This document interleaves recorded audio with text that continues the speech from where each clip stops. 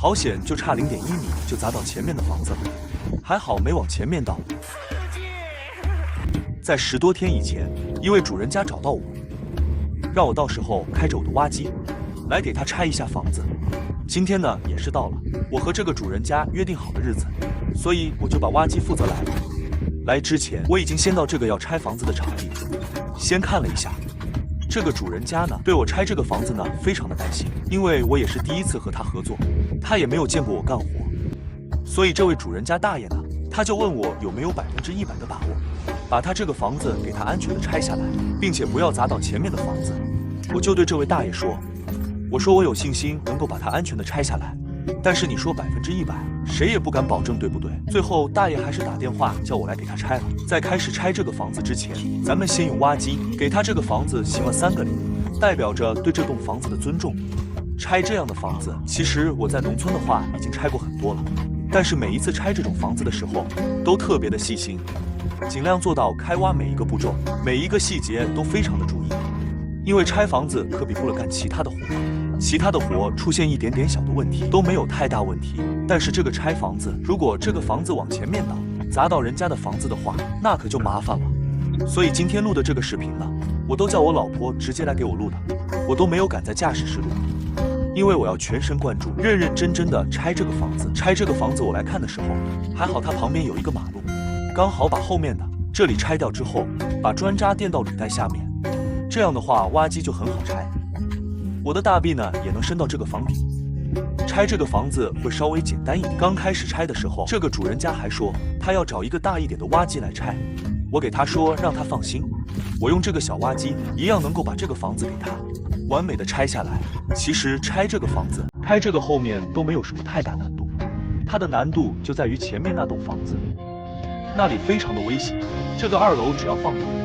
如果往前面走一丁点，它都会往前面砸到人家的房子，这个视角就能够很清楚的看出来。所以我把我的挖机直接摆正，把上面的砖渣全部堆到挖机下面。这样的话，等下把周围全部都掏空了之后，把这个房顶拉着往我面前走。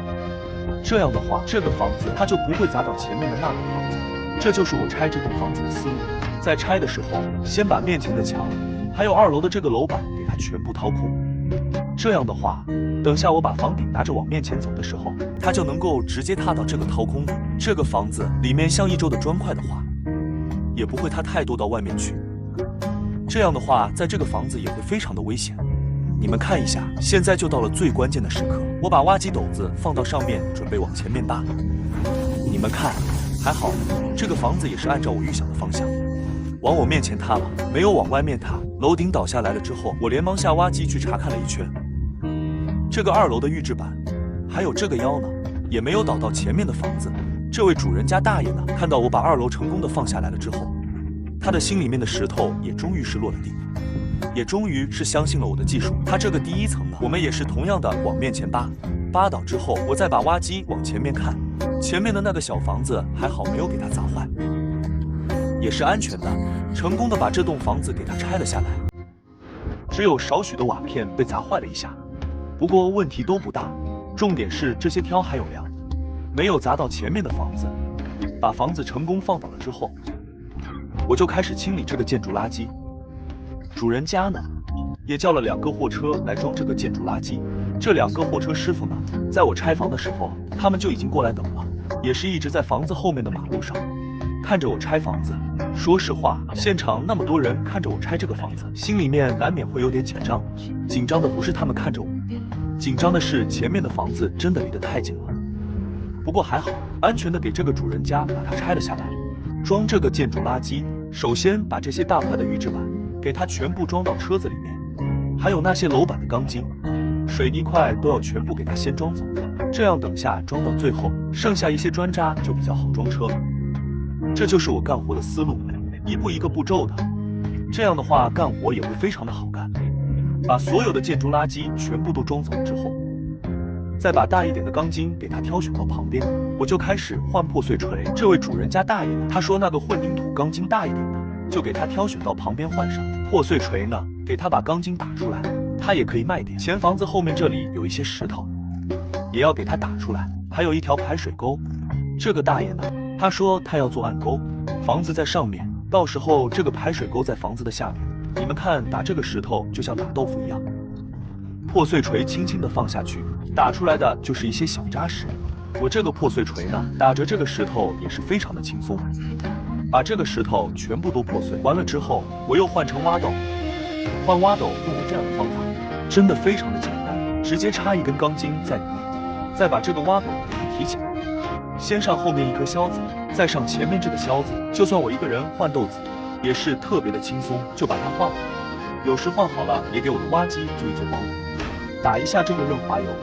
你们看，这就是破碎锤打出来之后的效果。后面的排水沟呢，也是用套头给它打出来。现在就到了快要收尾的阶段了。这位大爷他家的这个老地基下面呢，有很多的石头，挖机呢也给他把这些石头挑选了出来。这些挑选出来的石头呢，就给他放到院子里面。后面如果下基础的时候，还可以用到这个石头，也节约一笔钱。这些打出来的碎石渣，我给这位大爷建议了一下，我说大爷这个石渣的话，以后如果填这个地坪需要回填，还可以用到，所以我就把这些打出来的碎石渣给他挖到旁边，做一堆堆到石头的旁边，这样的话也不占地基的位置，挖基础坑呢也很好挖。后面这个位置呢，它要做50公分的挡墙，所以我干脆把这个排水沟还有这个挡墙的基础全部给这个大爷，给他清理干净，帮这位大爷他家挖地基呢。大爷从一开始的不信任，到现在看到我就笑，这让我的心里面也满满的成就感。花了1天多的时间，拆房装车加上打破碎平地，全部都给这个大爷完成了。最后剩下的就是挖基坑，挖基坑呢还要过个5、6天再挖，所以今天的活干到这样就结束了。现在再带大家来看一下这个房子地基开拆之前是什么样子的。这是房子地基挖完之后的样子，你们感觉怎么样？好了，今天的视频就更新到这里了，喜欢我的视频点个赞。